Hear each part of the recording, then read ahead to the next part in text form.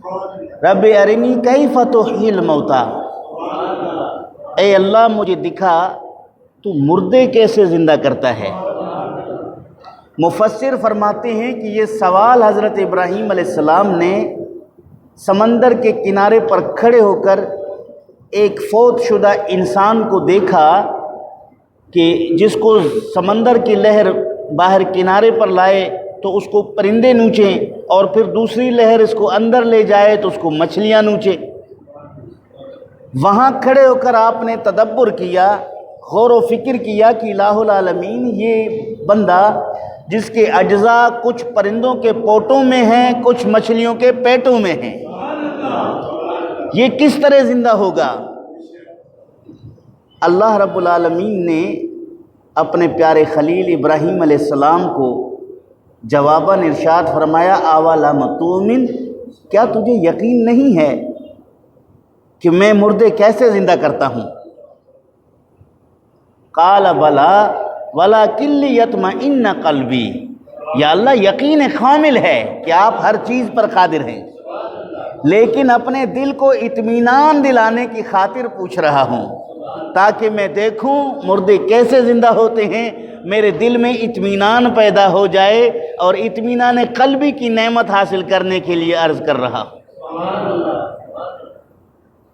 اللہ رب العالمین کا قدرت ہے، ابراہیم علیہ السلام کا معجزہ ہے، رب اور خلیل کے درمیان گفتگو ہے۔ اللہ فرماتا ہے قال فخذ اربعۃ من الطیر، اے میرے پیارے خلیل 4 پرندے پکڑ لے۔ سوال تھا کہ مردہ کیسا زندہ ہوتا ہے، اے اللہ انہیں کیسے آپ زندہ کرتے ہیں، سوال یہ تھا۔ اللہ نے فرمایا فخذ اربعۃ من الطیر، 4 پرندے پکڑ لے، فصرہن الیک، ان کو پال کر اپنی ذات کے ساتھ مانوس کر دے، ثم اجعل علی کل جبل منہن جزعا ثم ادعہن یأتینک سعیا، پھر انہیں ذبح کر لے، ان کے ذبح کرنے کے بعد ان کے گوشت کو ریزہ ریزہ کر قیمہ بنا، اور ایک دوسرے کے ساتھ ان کو مکس کر دے، ملا دے۔ پھر ان 4 پرندوں کے گوشت جب مختلف ٹکڑوں کے بعد ایک دوسرے کے ساتھ مل جائیں اور دنیاوی آنکھ سے، انسانی آنکھ سے اس کی شناخت نہ ہو سکے یہ فاختہ کا قیمہ ہے یا کوے کا قیمہ ہے یا کسی اور پرندے کا قیمہ ہے، جب یہ پہچان نہ ہو سکے پھر تو اس کو جبلوں میں پھینک دے، بکھیر دے، تاکہ دانے ایک دوسرے سے قیمہ کے دور گر جائیں، اور تو چند قدم فاصلے پہ کھڑے ہو کر بلا لے، ثم ادعہن، انہیں بلا لے۔ جب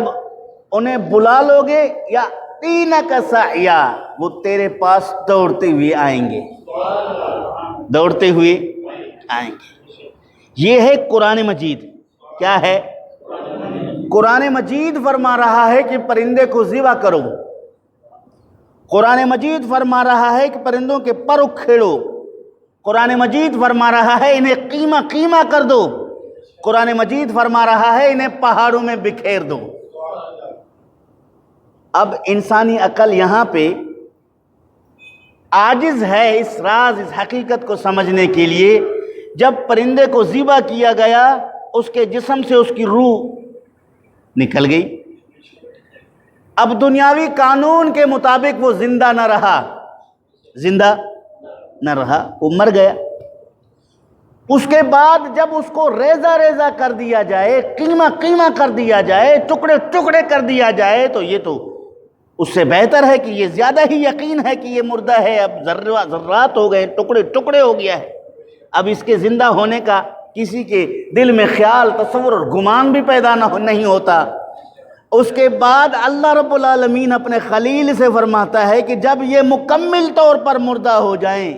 اور ہر عقل تسلیم کر لے کہ یہ مرے ہوئے جانور ہیں، تو پرے کھڑے ہو کر ان کو پکار، تیرے پاس چل کے آئیں گے۔ معلوم ہوا کہ ان مولویوں کا عقیدہ ہی غلط ہے جو کہتے ہیں کہ مردوں کو پکارنا شرک ہے، اور ان مولویوں کا عقیدہ ہی غلط ہے جو کہتے ہیں کہ مردہ سن نہیں سکتے۔ ایک کوا مرنے کے بعد سن سکتا ہے، ایک فاختہ مرنے کے بعد سن سکتا ہے،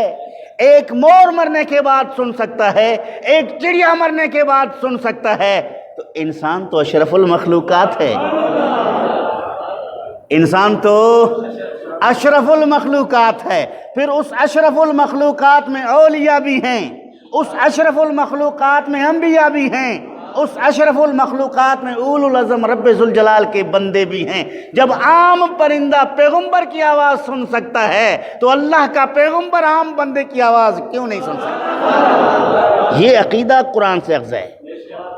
اب اگر کوئی اپنے عقل کے گھوڑے پر سوار ہو کر دوڑ لگائے، اس کی عقل کا قصور ہو سکتا ہے، لیکن قرآن کے بیان میں کوئی شک نہیں، قرآن کی صداقت میں کوئی شک نہیں، رب ذوالجلال کے فرمان میں کوئی شک نہیں۔ کم از کم اتنی مہربانی کر لو، جبہ پہننے کا لاج رکھ لو، پگڑی پہننے کا لاج رکھ لو، 8 سالہ 10 سالہ 12 سالہ مدارس میں مدرسوں میں سبق سیکھنے کا لاج رکھ لو، کم سے کم اتنا تو کہہ دو کہ چلو سن نہیں سکتے تو شرک نہیں ہے، چونکہ مردے کو پکارنا شرک ہوتا تو رب کبھی اپنے پیارے کو یہ حکم ارشاد نہ فرماتا کہ مردوں کو پکار،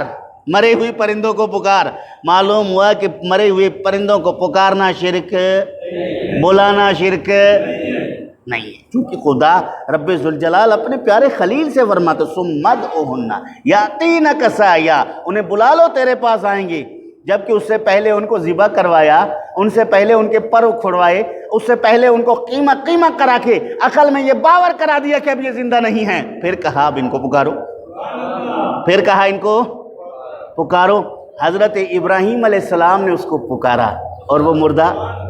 زندہ ہو گئے۔